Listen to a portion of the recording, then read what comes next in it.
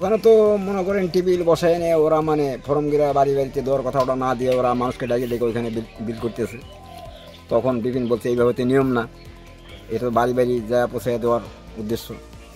এই কথা নিয়ে মানে ওরা তৃণমূলের সব লোক এক জায়গায় গঠিত করছে পরে, তারপরে বিপিনকে বান্ধ এরকম সুর তুলছে ওরা। এই যার কথা বলছেন বিপিন, তিনি কে?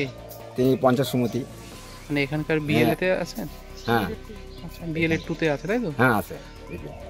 মানে বিএলও ওই রাস্তার মধ্যে বসে ফর্ম বিলি করছিল। হ্যাঁ, নেতার বাড়ি নেতার বাড়ির সামনে। তা আপনারা পরে কি ওখান থেকে ফর্ম নিয়েছেন? না, আমরা ফর্ম নিইনি। কি জানিয়েছেন আপনারা? আমরা জানাইনি এখন, ওখানে মানে তৃণমূলের সমস্ত লোক জড়ো হয়েছে, আমরা ওখানে যাইনি।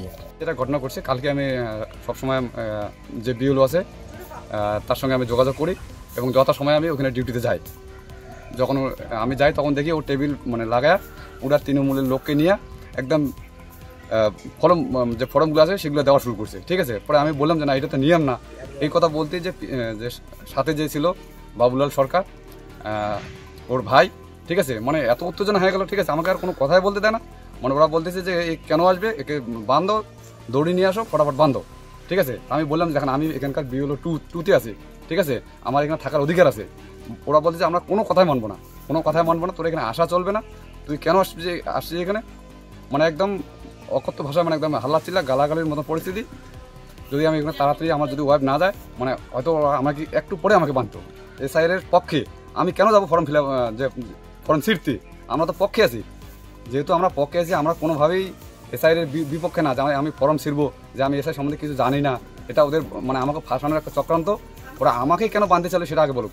প্রত্যেক যারা বিএলও আছে আর কি, তারা প্রত্যেক পাড়ায় পাড়ায় যাচ্ছে, প্রত্যেক বাড়িতে যাচ্ছে, বাড়িতে গিয়ে ফর্ম বিলি করছে।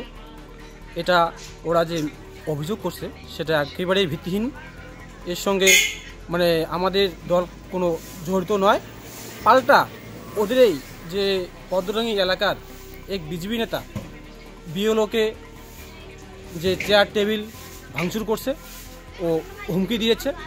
যে ঘটনা ঘটিয়েছে, আশা করব এরকম ঘটনা কেউ ঘটায় না।